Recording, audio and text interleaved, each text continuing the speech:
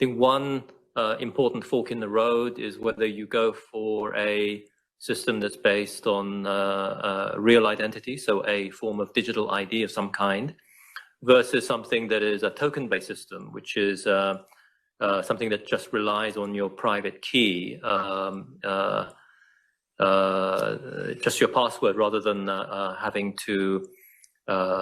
base the membership of the network on your real ID. So somewhat like the cryptocurrency way of operating. I think the consensus is that for the system to work while preserving the integrity of the system, while at the same time preserving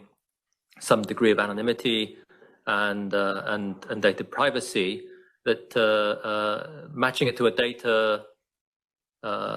a digital ID system is the better way to go. And I think this is one of the main conclusions of the chapter. I think the other set of issues have to do with what is the relationship between the central bank and the commercial banks and other payment service providers. And we list a whole range of different ways of interacting, going from a model where the central bank does everything, which we think is not a good idea, to one where the central bank purely takes the wholesale balances that the commercial banks and other payment service providers provide. And there are ways of finding middle grounds there where there is a better grasp of the data governance while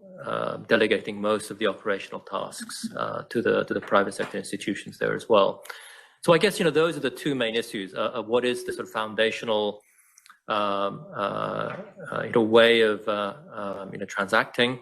and the second is what is exactly the relationship that we envisage between the central bank and the private sector institutions, and there could be more.